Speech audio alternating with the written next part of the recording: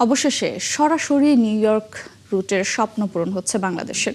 আগামী বছরের প্রথমার্ধেই যুক্তরাষ্ট্রে উড়াল দিতে চায় বিমান। থার্ড টার্মিনাল চালুর পর নিরাপত্তা ও অপারেশন শর্ত পূরণ হলে নিউ ইয়র্কের ফ্লাইটের অনুমতি পাবে বাংলাদেশ। পাশাপাশি অস্ট্রেলিয়ার সিডনির উদ্দেশ্যে নতুন রুট চালু করার পরিকল্পনা আছে। মোহন ইসলামের প্রতিবেদন। প্রায় ২৩টি আন্তর্জাতিক রুটে চলাচল করছে বিমান বাংলাদেশ এয়ারলাইন্স। সর্বশেষ যোগ হয়েছে পাকিস্তানের করাচি। অন্তর্বর্তী সরকার এই রুটটি যোগ করার সময় ফ্লাইট বন্ধ করা হয় জাপানের নারিতা ও যুক্তরাজ্যের ম্যানচেস্টারের। রুট দুইটিতে আবারও বিমান চালুর সিদ্ধান্ত নিয়েছে সরকার। শুরু হবে জুন থেকেই। জুনে আপনার দুইটা রুট কিন্তু বেড়ে গেল, আমাদের জাপান এবং ম্যানচেস্টার। এছাড়া আরও কয়েকটি নতুন রুট যোগ করতে চায় বিমান। একসময় যুক্তরাষ্ট্রের সঙ্গে সরাসরি বিমান যোগাযোগ ছিল বাংলাদেশের। অপারেশনাল ও নিরাপত্তার ইস্যুতে ফ্লাইটটি বন্ধ হয়ে যায়।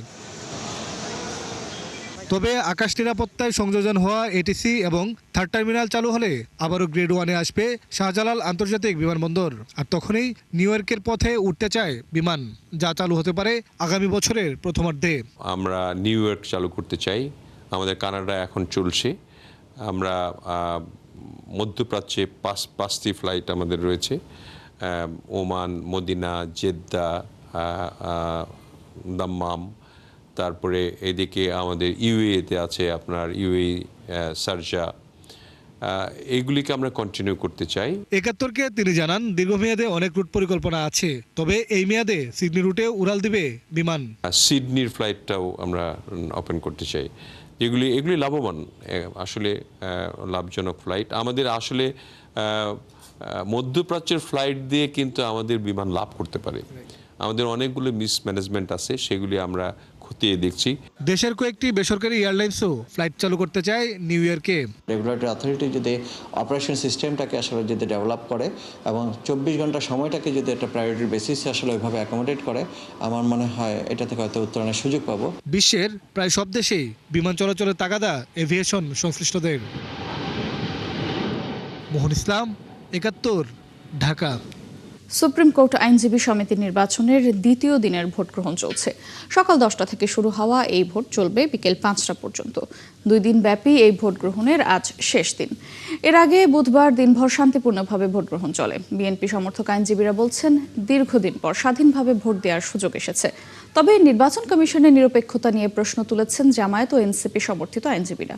তাদের অভিযোগ, ভারসাম্যপূর্ণ পরিবেশ নিশ্চিত না হলে নির্বাচন নিয়ে প্রশ্ন উঠতে পারে। আজকের ভোট গ্রহণ শেষে শুরু হবে গণনা। এরপর জানা যাবে কারা নেতৃত্ব দেবেন সুপ্রিম কোর্ট বার অ্যাসোসিয়েশনের। এবারের নির্বাচনে 14 পদের বিপরীতে লড়ছেন 40 জন প্রার্থী, আর ভোট দিচ্ছেন 11,097 জন আইনজীবী। সুপ্রিম কোর্ট আইনজীবী সমিতি নির্বাচনের দ্বিতীয় দিনের ভোট গ্রহণের খবর রাখছেন সহকর্মী মাইনুল মারুফ। সরাসরি যুক্ত হব তার সঙ্গে। মাইনুল, দ্বিতীয় দিনের ভোট গ্রহণের পরিবেশ কেমন দেখছেন, কি বলছেন প্রার্থী ও ভোটাররা জানাবেন। তাছাড়া পরিবেশ কেমন দেখছেন তাও জানতে চাই। গতকাল প্রথম দিনের ভোট কিন্তু হয়েছে এবং সেখানে কিন্তু আমরা দেখছি প্রায় 1800-র মতো কিন্তু ভোট পড়েছে প্রথম দিনে, এবং আজকে দ্বিতীয় দিনের ভোট শুরু হচ্ছে সকাল 10টায়। যেহেতু আজকে বৃষ্টি, তাই মাঠে যে জায়গাটা ছিল সেখান থেকে সরিয়ে ভবনের ভেতরে কিন্তু আজকে ভোটের ব্যবস্থা করা হয়েছে। এবং আজ থেকে কিন্তু মোটামুটি বলা যায় যে গতকালের চেয়ে আজ আইনজীবীদের সংখ্যা বেশি, তারা কিন্তু ভোট দিতে আসছেন। এবং আমরা কয়েকজনকে পেয়েছি যারা ঢাকার বাইরে থেকে বিভিন্ন জেলা থেকে এসেছেন, বিভিন্ন মহানগরের কোর্টে তারা কর্মরত আছেন। তারা কিন্তু আজকে সুপ্রিম কোর্টে এসেছেন ভোট দিতে, এবং তারা ভোট দিয়ে বলছেন যে আজকে নির্বাচনের যে পরিবেশ সেটা ছিল অত্যন্ত সুন্দর। এবং তারা বলছেন যে কোনো বাধাহীনভাবে, কোনো রকমের চাপহীনভাবেই কিন্তু নির্বাচনে ভোট দিতে পেরেছেন। তারা বলছিলেন যে বিগত আমলগুলোতে যেই আওয়ামী লীগ আমলে এইরকম ভোটের পরিবেশ ছিল না। তারা বলছেন যে নানা রকম চাপ ছিল, ভোট দিতে আসলে অনেকে ভোট দিতে দিত না, ফিরিয়ে দেওয়া হতো, সেই সকল চাপ কিন্তু ছিল না। এবারে অনেক শান্তিপূর্ণভাবে তারা ভোট দিতে পারছেন বলে কিন্তু উল্লেখ করেছেন। এবং বলে রাখি যে এই যে নির্বাচন হচ্ছে সুপ্রিম কোর্ট আইনজীবী সমিতির, এই নির্বাচনে প্রায় 11,000-এরও বেশি ভোটার রয়েছে। তার মধ্যে প্রতিবারই দেখা যায় যে 60 থেকে 70% ভোট কিন্তু গণনা হয়। এবারও আইনজীবীরা আশা করছেন তার কাছাকাছি ভোটই গণনা হবে এবং একটি সুন্দর নির্বাচনের মধ্য দিয়ে তাদের প্রতিনিধি নির্বাচিত হবেন, এবং যিনি আইনজীবীদের স্বার্থের জন্য কাজ করবেন, যাতে আইনজীবীদের বিভিন্ন রকমের সমস্যা নিয়ে কাজ করবেন। এরকম পরিবেশে কিন্তু আজকে ভোটটি হচ্ছে এবং আজ বিকেল 5টা পর্যন্ত ভোট হবে এবং বিকেল 5টার পর থেকে কিন্তু ভোট গণনা শুরু হবে এবং ভোট গণনা শুরু হওয়ার পর হয়তো মধ্যরাত লেগে যেতে পারে অন্যান্য সময় যেমনটা দেখা যায়। আর সেই গণনা শেষ হতে হতে তারপর কিন্তু জানা যাবে যে আগামী 1 বছর কাদের হাতে যাচ্ছে বা কার হাতে যাচ্ছে সুপ্রিম কোর্ট আইনজীবী সমিতির নির্বাচন, এবং কে এই আইনজীবীদের হয়ে মাঠে কথা বলবেন, আইনজীবীদের অধিকার রক্ষায় কাজ করবেন, সেটা কিন্তু হয়তো আজকে বিকাল 5টার পরে কিন্তু গণনার মধ্য দিয়েই কিন্তু তা কিন্তু নির্বাচিত হয়ে যাবে এবং আগামী 1 বছর তার হাতেই কিন্তু থাকবে সুপ্রিম কোর্ট আইনজীবীদের নেতৃত্ব। ওটসী, ধন্যবাদ মাইনুল আপনাকে। আপনি থাকবেন সেখানে, পরবর্তী আপডেটের জন্য আবারও যুক্ত হব আপনার সঙ্গে। দর্শক, সুপ্রিম কোর্ট আইনজীবী সমিতি নির্বাচনের খবর জানাচ্ছিলেন সহকর্মী মাইনুল মারুফ।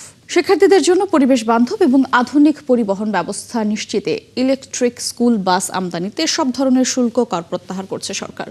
এনবিআর জানিয়েছে শিক্ষা প্রতিষ্ঠান কিংবা তাদের পক্ষে আমদানিকারক প্রতিষ্ঠান উভয়ই এই সুবিধা পাবে। সংশ্লিষ্টরা বলছেন এতে কম খরচে স্কুল বাস চালু করা সহজ হবে, কমবে যানজট ও জ্বালানি ব্যয়। সবুজ মাহমুদের প্রতিবেদন। জাতীয় রাজস্ব বোর্ডের জারি করা নতুন এসআরও অনুযায়ী স্কুল, কলেজ, বিশ্ববিদ্যালয় কিংবা অনুরূপ শিক্ষা প্রতিষ্ঠানের শিক্ষার্থী পরিবহনে ব্যবহৃত ইলেকট্রিক বাস আমদানিতে আর দিতে হবে না customs duty, regulatory duty, VAT, সম্পূরক শুল্ক, আগাম কর ও অগ্রিম আয়কর। শিক্ষা প্রতিষ্ঠান নিজে অথবা তাদের পক্ষে অন্য কোনো প্রতিষ্ঠান এই বাস আমদানি করলেও কর অব্যাহতির সুবিধা পাবে। তবে বাসগুলোর রং হতে হবে হলুদ এবং স্পষ্টভাবে স্কুল বাস লেখা থাকতে হবে। সংশ্লিষ্টরা মনে করছেন এই উদ্যোগের ফলে শিক্ষা প্রতিষ্ঠানগুলো তুলনামূলক কম খরচে আধুনিক ও পরিবেশ বান্ধব পরিবহন ব্যবস্থা চালু করতে পারবে। এতে একদিকে যেমন শিক্ষার্থীদের যাতায়াত আরও নিরাপদ এবং আরামদায়ক হবে, অন্যদিকে ব্যক্তিগত গাড়ির ব্যবহার কমে যানজট ও জ্বালানি খরচ কমবে। অনেক বেশি ট্যাক্স দিয়ে আমাদেরকে গাড়িগুলো ক্রয় করতে হয়, অনেক সময় আমাদেরকে সেকেন্ড হ্যান্ড বা এই গাড়িও কিনতে হয়, বিকজ একটা গাড়ি কিনতে গেলে 30-40 লাখ টাকার একটা বাজেট আমাদের রাখতে হয়। তো যার ফলে আমরা অনেক সময় এটা অ্যাফোর্ড করি না। তো আমরা যদি এই লেটেস্ট মডেলের গাড়িগুলো ট্যাক্স মুক্ত হয়ে কিনতে পারি, আমাদের বাচ্চারা যারা স্কুলে আসে তারা খুব কমফোর্টেবলি আসতে পারবে।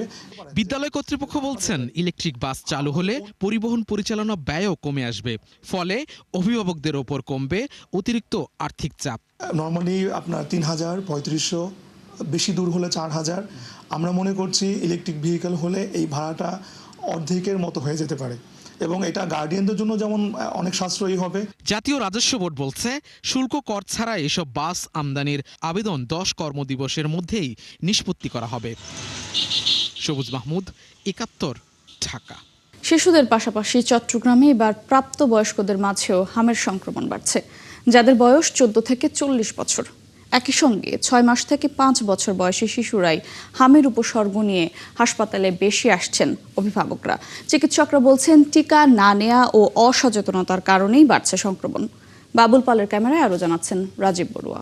30 বছর বয়সী গৃহবধূ কুলসুম বেগম গত শনিবার থেকে মুখে রেশ, জ্বর, কাশি নিয়ে হামে আক্রান্ত হয়ে চট্টগ্রাম জেনারেল হাসপাতালে ভর্তি আছেন। তিনি জানান, গত সপ্তাহে তার ছেলে হাম থেকে সুস্থ হয়েছে, এরপর থেকে তিনি আক্রান্ত হয়েছেন। সকাল সন্ধ্যা 7টা বাজে ভর্তি হয়েছে শনিবার। এখন আমার হাম রোগ, হাম থেকে জ্বর আসছে, মুখে গা আসছে, গা থেকে পুরা গা হয়ে গেছে। শুধু কুলসুম বেগমই নন, চট্টগ্রামে শিশুদের পাশাপাশি বড়দের মধ্যেও বাড়ছে হাম আক্রান্তের সংখ্যা, যাদের বয়স 14 থেকে 40 বছর। ছেলের বয়স 16 বছর, ছেলেকে আনছি এখানে জেনারেল হসপিটাল।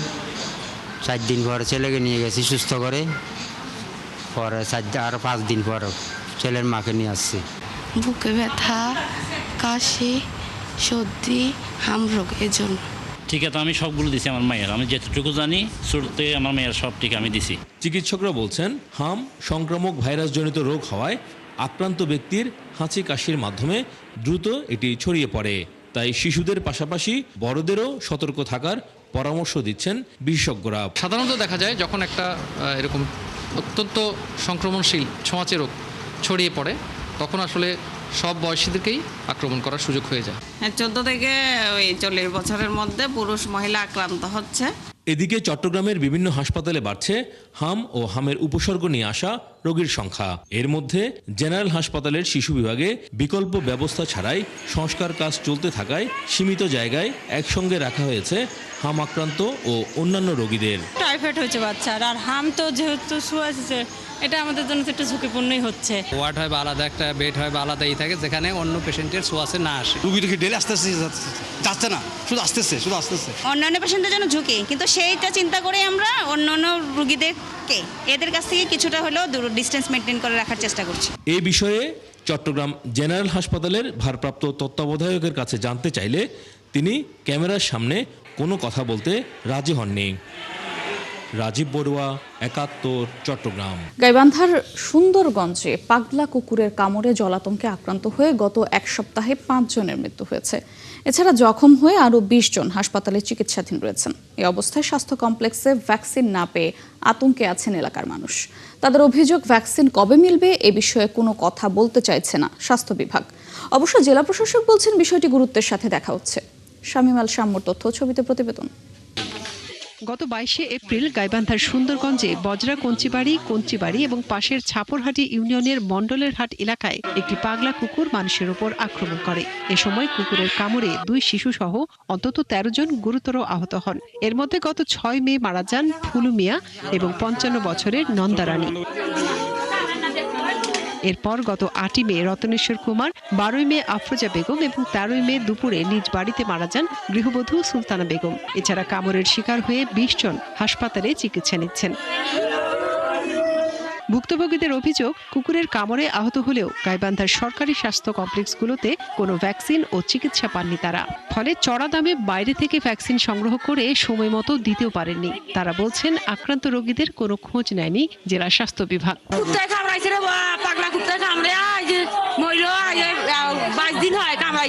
গরিব মানুষ কিচ্ছু নাই, কালকে সারা বাড়ি তোলা আছি, চাউল টাউল থাকতে বাঁচি বলে আজকে গাইবান্ধায় নিয়ে গেল হয়, সেই জায়গার মধ্যে এখন তাই মারা গেল। এখন যে পরিবারটা মারা গেল, যে লোকটা মারা গেল, তার বাড়িতে এমন কোন সরকারি সহযোগিতা, এমন কোন ভ্যাকসিন কি কিচ্ছু তা পায় নাই, দেখতে বন্ধ আসেনি। এটা ভ্যাকসিনের ফালতু ভ্যাকসিন, আমার মনে হয় ডেট ওভার হয়ে গেছে।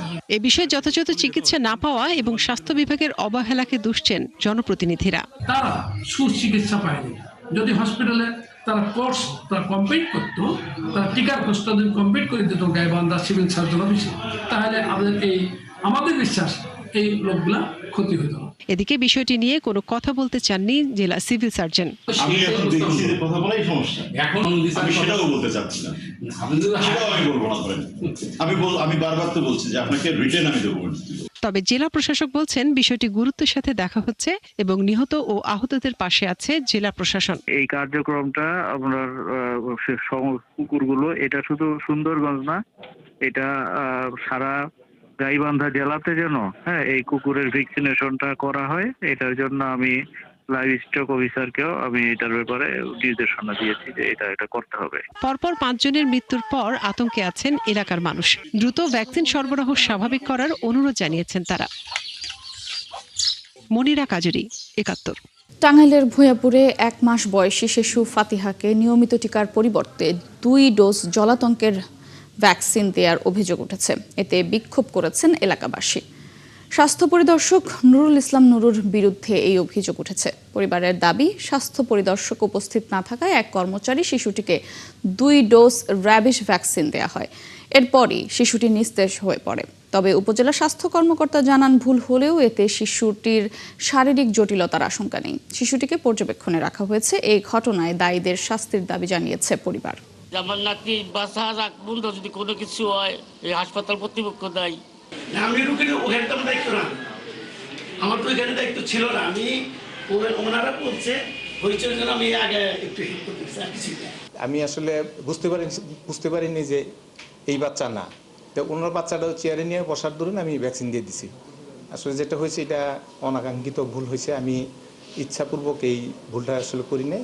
আমাদের যে টিকাদান কর্মী উনি একে একে ডাকছেন যে এই নামে অমুক আসে, উনি র্যাবিস ভ্যাকসিনের ক্যান্ডিডেট ডাকছে, ভুল করে ওনারা গিয়ে বসে পড়ছে বাচ্চা নিয়ে। তখন উনি যথারীতি র্যাবিসের ভ্যাকসিনটা দিয়ে দিছে। তারপরে দেখা গেছে যে আসলে বাচ্চাটা অন্য বাচ্চা ছিল। ঈদুল আজহার সামনে রেখে ব্যাপক হারে জাল টাকা বাজারে ছড়িয়ে দেওয়ার মিশনে নেমেছিল একটি চক্র। গোয়েন্দা তথ্যের ভিত্তিতে বুধবার মধ্যরাতে রাজধানীর মতিঝিলের একটি ফটোকপির দোকানে অভিযান চালিয়ে তাদের গ্রেফতার করে র্যাব। উদ্ধার হয় বিপুল পরিমাণ জাল টাকা ও সরঞ্জাম। র্যাব জানায়, নতুন নোট যা বাজারে এখনো পর্যাপ্ত নয়, সেই টাকা জাল করে বাজারে ছড়িয়ে দিচ্ছিল এই চক্রটি। অভিযানের বিস্তারিত জানাচ্ছেন সহকর্মী আশিক মাহমুদ।